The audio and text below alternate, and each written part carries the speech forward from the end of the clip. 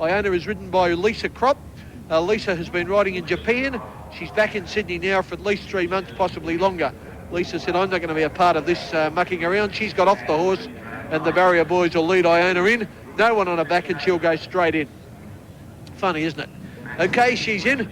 Lisa climbs back up, and just about half of the field are in so far. There's 16 runners, a reasonably big field.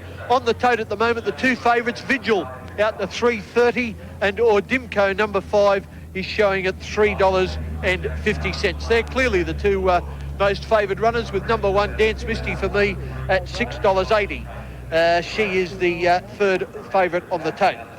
Okay, that's nearly all in. Still about 3 or 4 to come in to make up the line. There comes Ordimco. She's the favourite on the total, not quite, $3.40 now. She is favourite ahead of Vigil, who's showing at $3.50. Okay, they're just about all in. The man to call the action is John Tapp. Here he is. Thanks, Ken. Yep, 3-year-old fillies in the first of the day. Big field to open proceedings. Starters onto his stand now, and they're all set and ready for dispatch in the first of 8 on Epsom Day. Gates open, off and running. Good start. Dance Misty for me, maybe a shade tardy. Boisterous Lady and Una Promessa away quickly. Pure Note is fast into stride, followed by Fiddlestick and Rustic Lady. Amber and Sun Empress both getting into prominent posies on settling down. Ordimco is going to settle just off the pace, followed by Glitzy. Out the head of the others, Iona. Further back in the field, Vigil, who's midfield on the inside of Guide to Gold. A gap then to Zoffany's Glow, followed by Arrest and Dance Misty for me, and tailed off his Lark. 700 out as they near the turn. Rustic Lady just the leader over Sun Empress. Fiddlestick third on the inside of Boisterous Lady. Glitzy between horses. Ordimco 3 deep on the fence, Iona, followed further back by Pure Note, and then Guide to Gold under pressure. Zoffany's Glow a fair way back as they turn, and back with it is Arrest as they come over the rise. Sun Empress and Rustic Lady, the two leaders. Amber pounces though. Amber on the outside has dashed past them, coming to the 200 mark. Vigil into the clear is out after Amber. Amber going strongly past the 200, led by 2.5 to Vigil, who's making no headway, and neither are any of the others. Amber clear with 100 to go. She's starting to wobble near the line. Look at Guide to Gold charging down the outside. It'll be too late. And Amber got there in the first over Guide to Gold, and third is Vigil, followed by Ordimco, Glitzy. Lark came from last. Well back Pure Note, Iona, Zoffany's Glow, Sun Empress weakened, and then Arrest and Rustic Lady, Dance Misty for me, Boisterous Lady, followed by Una Promessa, and Fiddlestick is back in the last 3 or 4.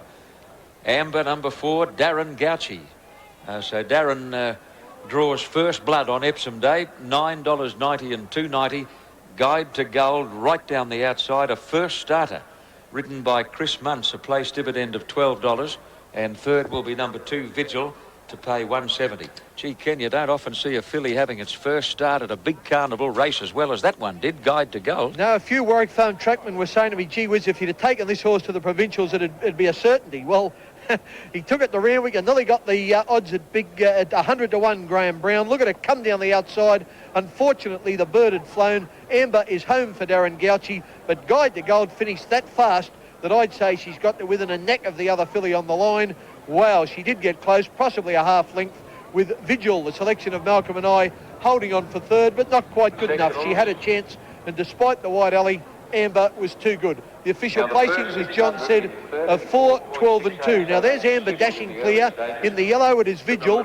You can't see Guide to Gold yet. She'll come along. All those around these two aren't going to do any better. But Amber, ridden along by Gauci, she's too good. Here comes Vigil, but she had a chance. Vic got her off the rail at the right time, but the winner was too good for her. And Guide to Gold from way back in the field. She'll come into shot in a moment. Very late. Here she comes. And boy, oh boy, didn't she get close. About a half length she's got beaten by a long neck, the judge said. A long neck by 3/4 of a length. The track is good here at Randwick, 1:11 and 14. And as Darren Gauci brings Amber back to scale, we'll take a break on today's special edition of the Wide World of Sports.